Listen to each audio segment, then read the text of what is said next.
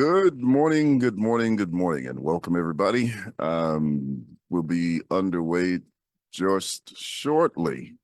So let's get started. We are navigating through this high water of the 13th chapter of the book of Revelation, talking about things that I'm not sure that I'm satisfied anybody has worked out to perfection, and I don't expect to do that as well, but I do have some ideas. So let's see who we have on this morning. We've got Eric. Good morning to you, Connie and Tiffany. Let's see, Gail, Deb, and Beatrice. And I know some others will join us just shortly. So thank you for tuning in this morning. All right, let's get underway. Last week, we began looking at the beasts in Revelation 13. And we have, as I was saying before, lots of opinions about the identity of the beast, and many of them were shared with me via Facebook, YouTube, and email during the past week. Let's see. She says, I am frozen. Not sure why that is occurring. Trying to see if I have too many screens or something open. Let me close something just in case.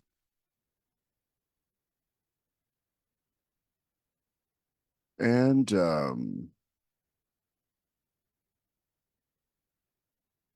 is it still frozen?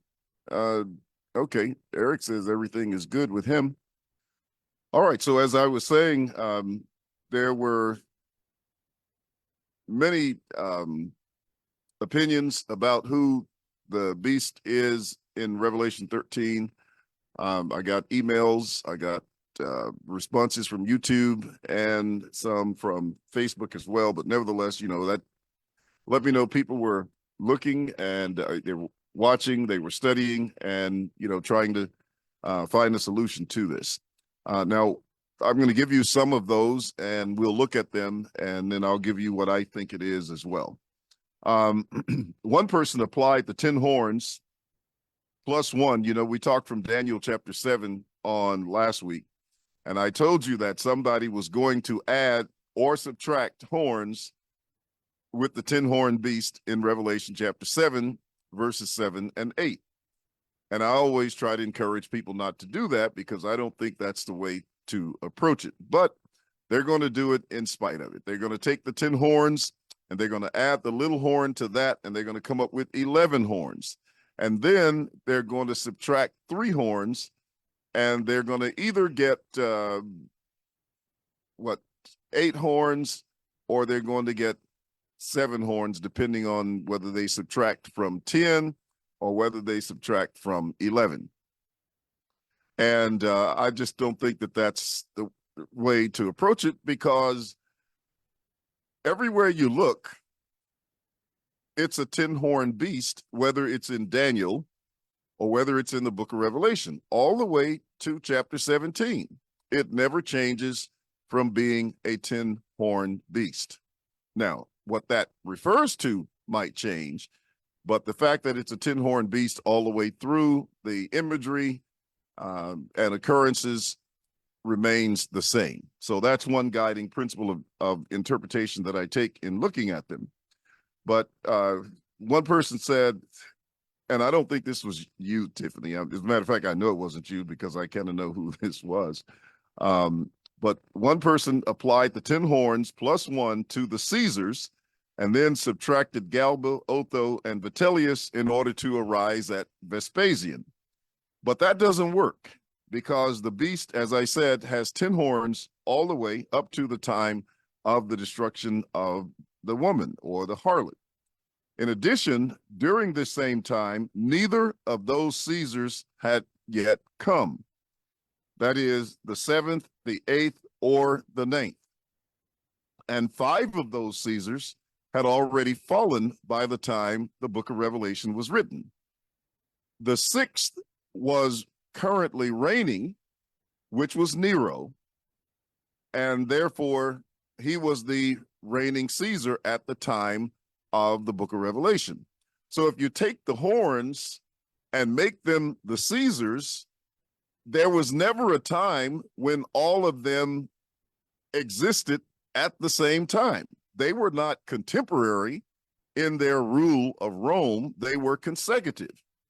Julius, Augustus, Tiberius, Caligula, Claudius, Nero, and then came Galba, Otho, and Vitellius, and then Titus and Vespasian, or vice versa, and then to Domitian and Trajan, etc. I think I got them in order, but nevertheless, that's the idea. They didn't all come at once as if they were in a country club or something, and all were reigning at once. And so that doesn't make sense. Besides the fact, you have in chapter 17 a distinctive reference between the 10 horns and the 7 kings.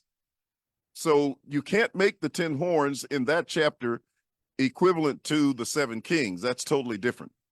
Thank you, Steve. It's good to see you here this morning.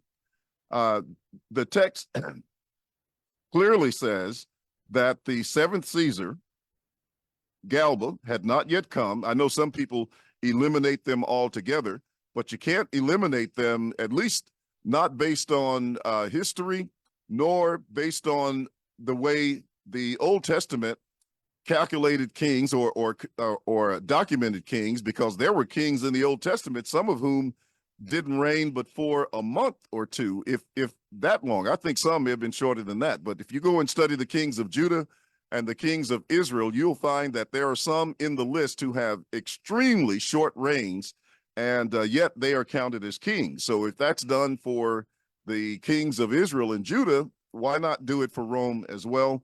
And they are listed as Roman kings. So they would be a part of the count in Revelation, which certainly would not allow you to go all the way to see, with these futurists and the people who do not apply the book of Revelation to the time of Nero, they will start at Domitian, and then the next Caesar who reigns after Domitian reigns longer than Domitian did, and yet the text says that he would continue for a short time. The king that would come would continue for a short time. So that just doesn't work at all. But anyway, as the Bible says in Revelation 17 and 10, it says there are also, which means in addition to 7 kings. So that's in addition to what he had been talking about, the 7 mountains or whatever we find in that text.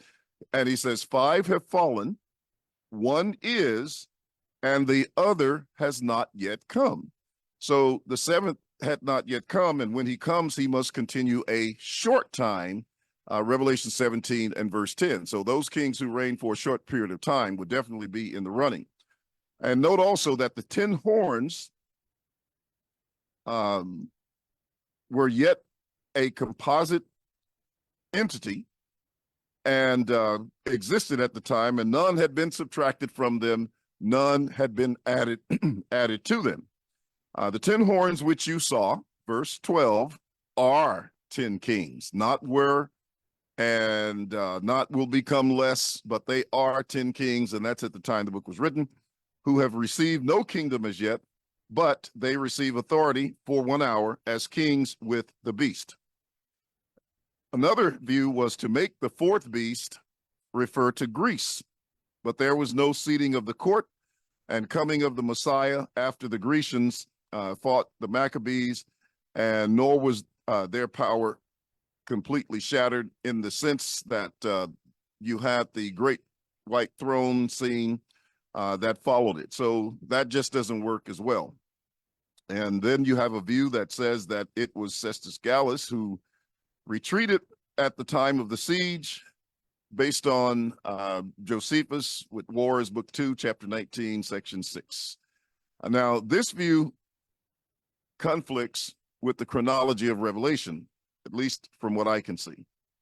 It's clear from Revelation 17 and 10 that Nero is reigning and the 7th king had not yet come. So I don't know how you could make that, Cestus Gallus, or, in that context. And when the king did come, he continued for 42 months. But again, those kings had different times for their reign. Now, a fourth view suggests that it is Rome, and this is probably the most popular view, that it's Rome. I still have sort of a push and pull feeling about it in terms of making it Rome. And here's why. I'll tell you why I can lean toward Rome, and I'll tell you why I lean away from Rome so that you understand. And maybe with me throwing some of these things out, some of you will say, okay, well, I don't like either one of those. I'm going to go find out who it is. So you can do that. You can come back and tell me, and that'll be fine. But anyway, they said that Rome was in decline after Nero due to the short reigns of the Caesars that followed after him. But Rome was victorious. And that is true, Dale. He was never one of the Caesars anyway. And that was the point I was going to make, but thank you for reminding me. Rome was victorious in the siege against Jerusalem. Titus marched in triumph back to Jerusalem after the city and the temple had fell, and they even squelched a later rebellion at Masada. A fourth interpretation is that the sea beast equals Rome. However, here's one thing that we might want to look at, and that is the sea beast differs from Rome in that it is a composite, not merely of the 10 horns, but also of the lion, the bear, and the leopard. Now, when you look over in Daniel 7, you just have the 10 horns, and you have the lion, the bear, and the leopard as separate entities that had already come on the scene, one after the other, because we know they represent Babylon, Medo-Persia, and Greece. Those were consecutive kingdoms that had fallen in the presence of the little horn, as I pointed out on last week. In most of the imagery, now here's something, and Dunn, when we were having our Two Guys in the Bible, he confirmed that even N.T. Wright had said this as well, but I think anybody who studies the book of Revelation will be aware of it, because I certainly was, and I've said it several times in the past before I even heard Dunn say that N.T. Wright said it. It's just interesting sometimes when you get these big time scholars to confirm some of the things that that we have been saying about these events. But in most of the imagery in Revelation, Israel takes on the character, the persona, and the description of pagan nations. Now, kind of let that sink in a little bit. For example,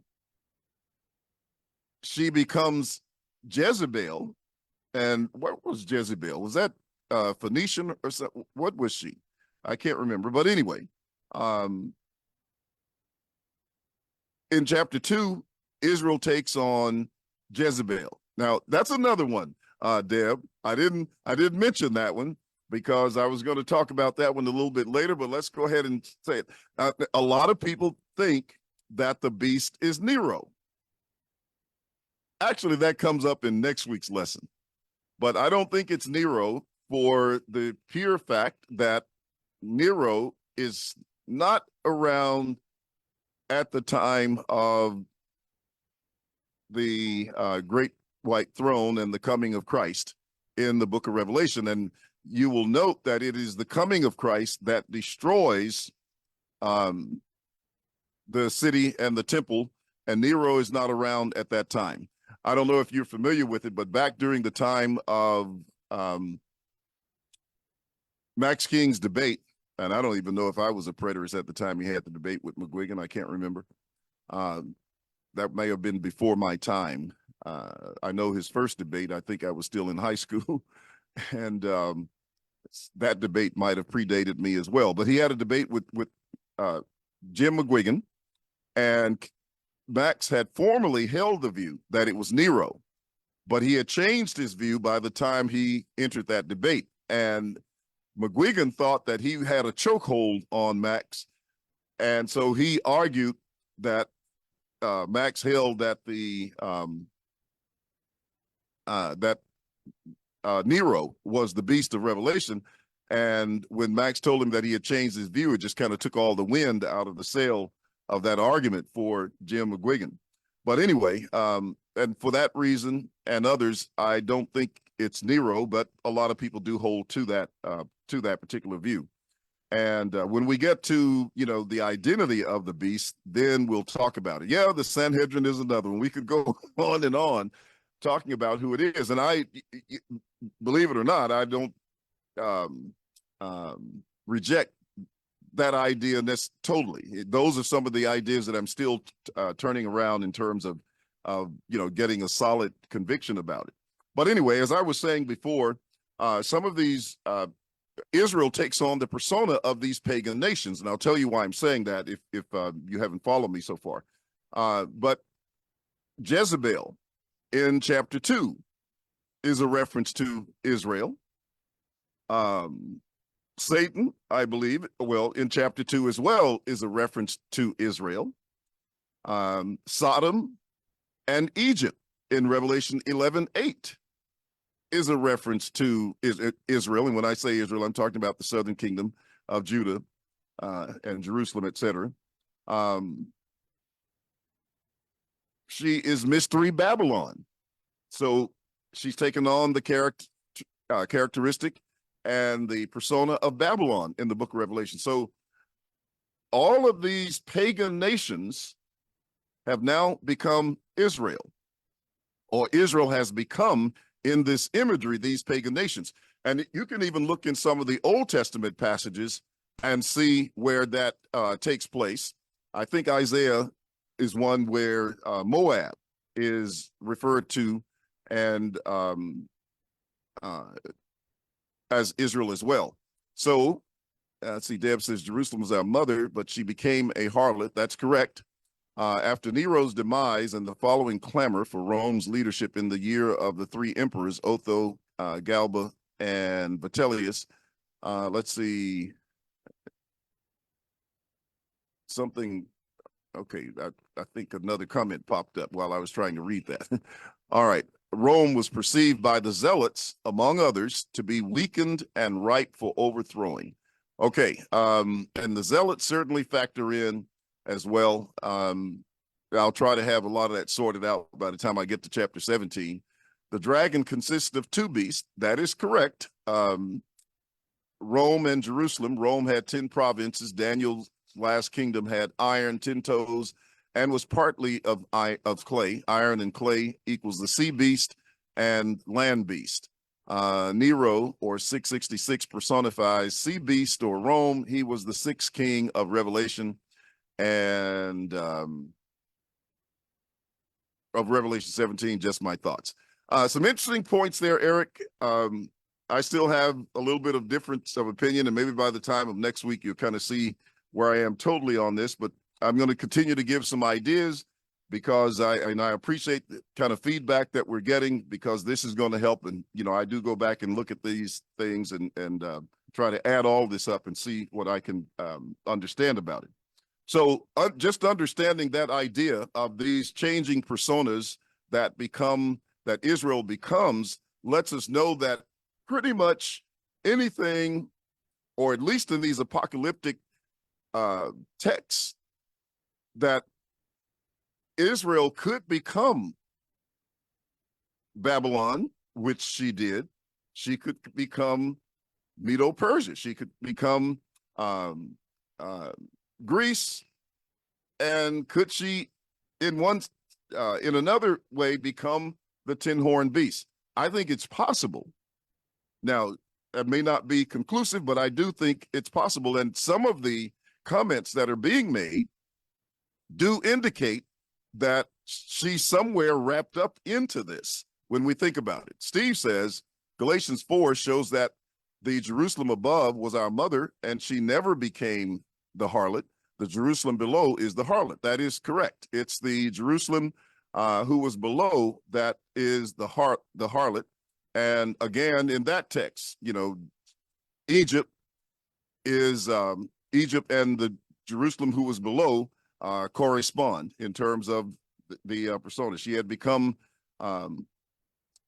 Hagar, which was Jerusalem, and therefore you can see how in all of these New Testament examples, the persona of Israel changes into these pagan nations.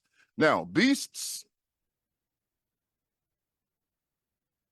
in the Old Testament, or since these beasts in the Old Testament represent enemies of Israel, whomever the beast is in Revelation,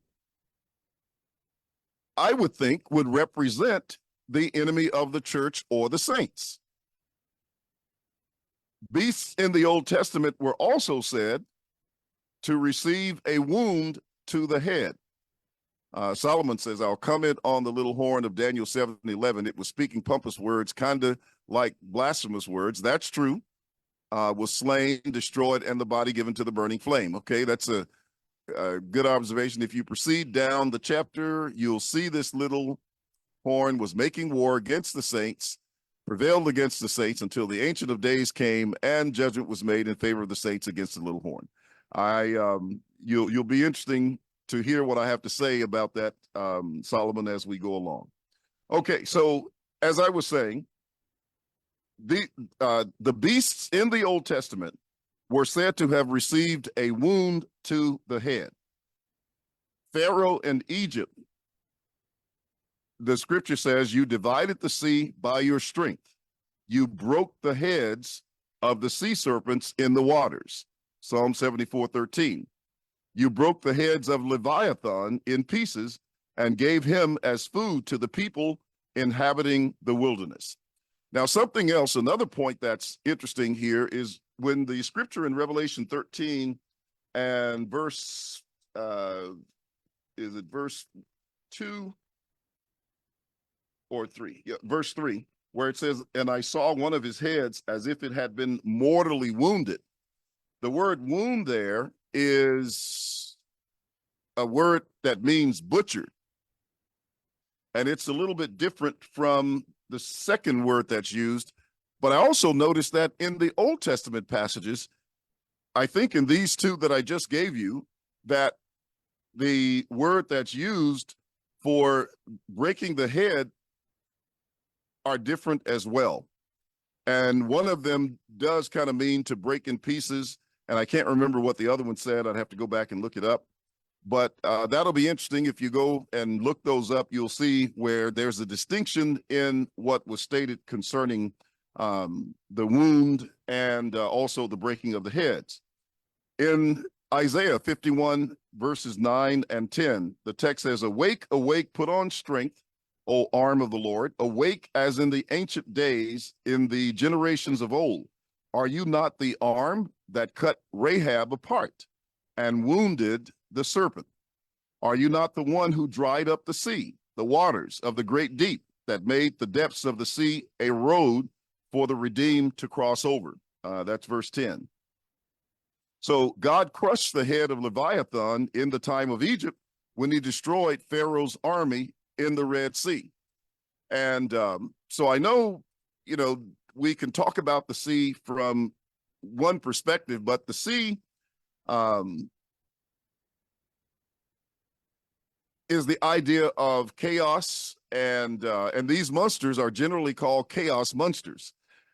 Pharaoh's chariots and his army he is cast into the sea. His chosen captives are also drowned in the Red Sea, Exodus 15 and verse 4.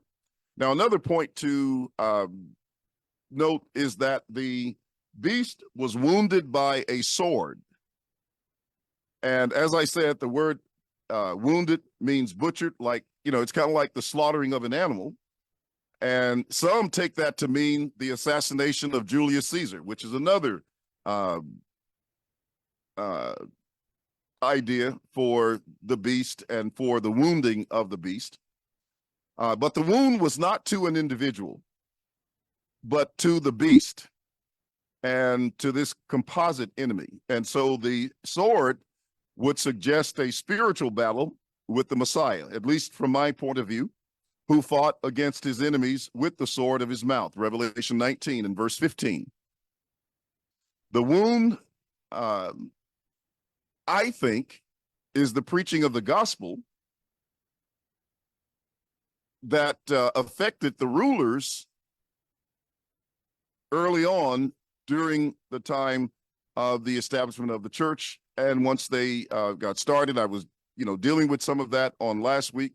And my aim was simply trying to find, and I know we can go outside of the Bible to look for these things, but I tried to stay in the scriptures as much as possible to find answers to some of these things. And so, like I said, I'm sure not everyone is going to agree, but the wound that the preaching of the gospel gave to the rulers of the Jews caused them to launch out against the church in persecution.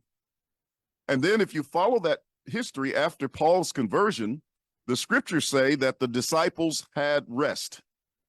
Then the churches throughout all Judea, Galilee, and Samaria had peace and were edified. And walking in the fear of the Lord and in the comfort of the Holy Spirit, they were multiplied. But then the healing of the beast would be expressed later, at least in my understanding, during the reign of Nero, when persecutions began leading up to the siege. And you will also note that those persecutions spread from Jerusalem and began to spread through the rest of the empire.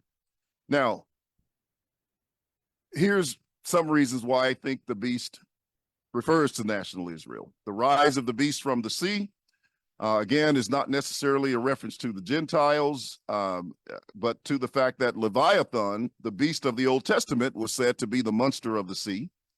And if Israel takes on the persona of Leviathan, which we've already seen that, as we understand that to refer to the Satan, and the Satan refers to Israel, then you could see that from that perspective. As we said earlier, the sea was a source of chaos, and the beast bring chaos to the land, and war is a form of chaos. Also, the beast correlates with the beast of Daniel.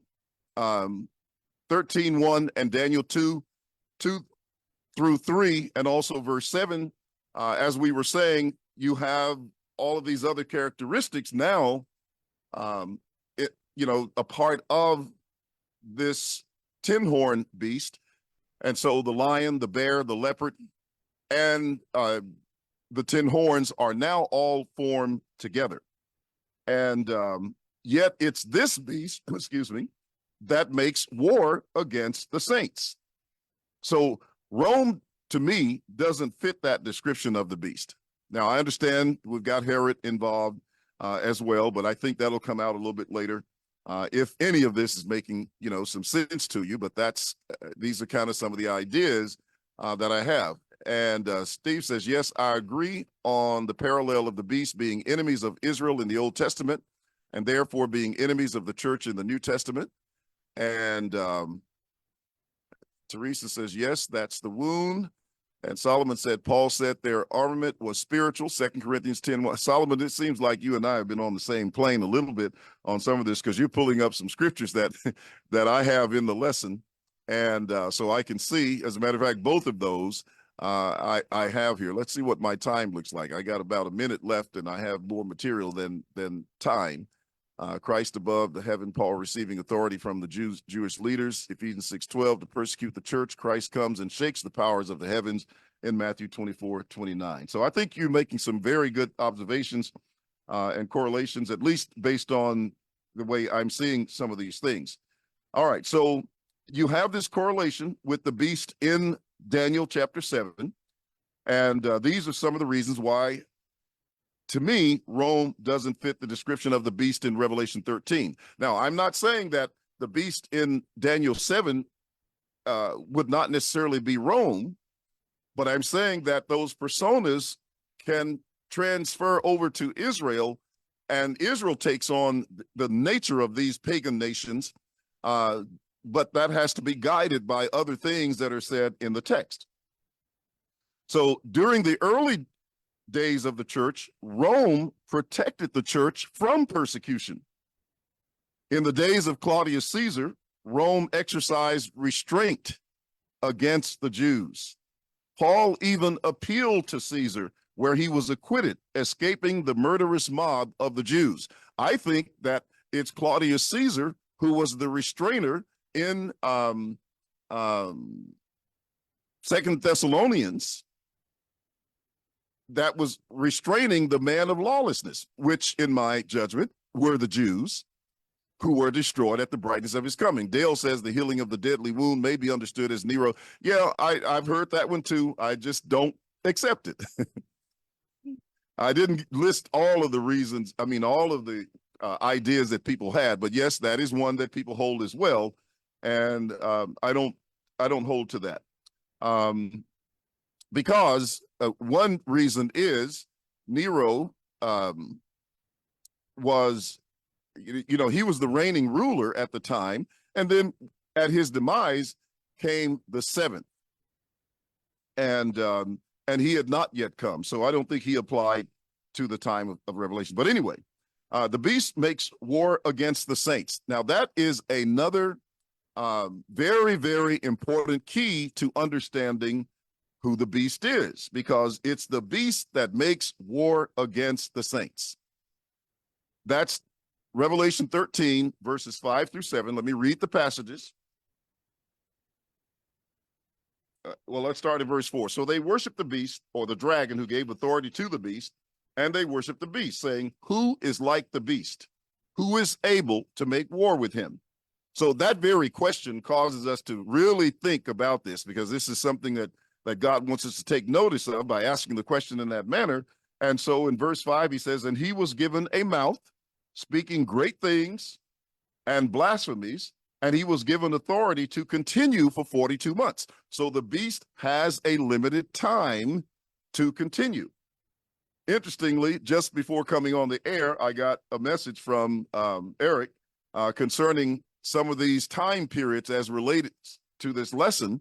And I thought it was interesting to see how minds kind of gel together. But anyway, it says, then he opened his mouth in blasphemy against God, to blaspheme his name, his tabernacle, and those who dwell in heaven. So the activity of this beast is directly focused against God, against the church, which is the tabernacle, and of course, the people of God, those who dwell in heaven. And as you recall, when these persecutions were going on early on, I think it was Gamaliel who warned the Jews, you need to be careful lest you be found even to fight against God. Then in Revelation 4, he talks about the rulers and all of those who were gathered together against the Lord and his Christ. And of course, the Jews were, involved in that. I'm not saying they were the only ones. Tyrone says the underlying theme of the book of Revelation, as well as all end time prophecy, is the second Exodus. The source for understanding the second Exodus is the book of Exodus, which gives us the history of the first Exodus. So why go to Daniel and other prophets for understanding the book of Revelation when their source was from the book of Exodus? Tyrone, I do agree that we have the second Exodus, and I think that is a major theme of not just the book of Revelation, but also of the New Testament period, that it is the second Exodus. Yes, there are, and I've already given some examples from the book of Exodus this morning regarding that, in talking about Pharaoh and in talking about other things that I have along the way in the study. But I don't think that it's just limited to Daniel alone, to Exodus alone for that. And you have to remember also that Exodus, is a part of the Torah, and the prophets were those who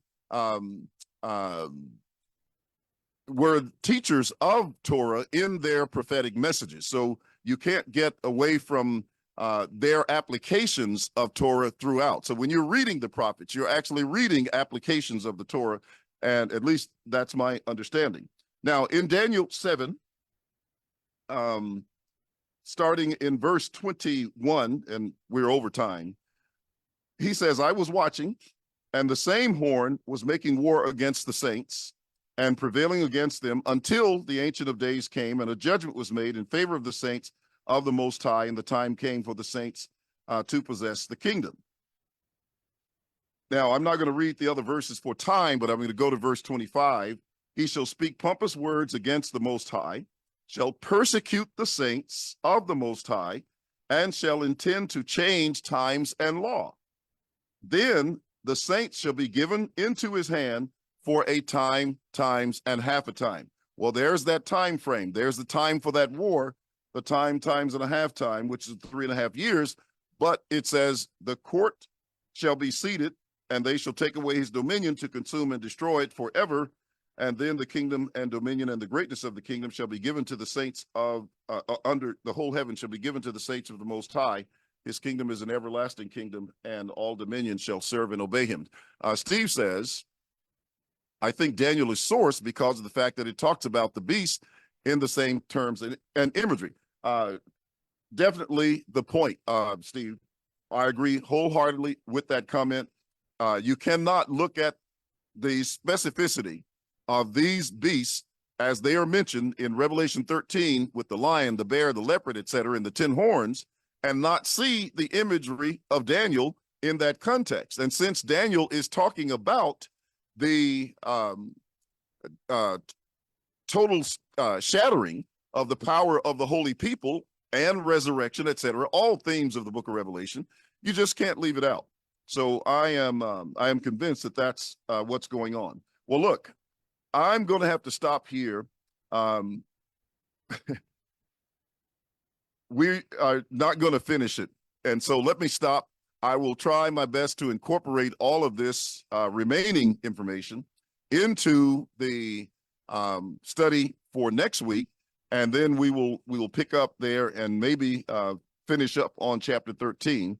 But I didn't get to making a lot of those correlations. Just have a little bit more to go, but you know, it'll run us too much time, and I don't want to make the lesson any longer than it already is. Well, thank you for tuning in. I really, really appreciate all of the feedback this morning.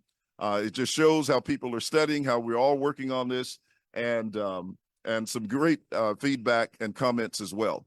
Be sure to join our newsletter. If you haven't done that, you can go to the link below. Share the video with others on your pages and with your friends and family. That helps the logarithms, the algorithms. I said logarithms. It helps the algorithms to get more views. And when you do that, then we're all, you know, sending the message out as far and wide as we possibly can. With that, that concludes it for me. Thank you, Caroline and Deb and Teresa and all of you for tuning in this morning. We appreciate all of you. And we'll see you in the next week for another study of the book of Revelation, chapter 13. God bless you all.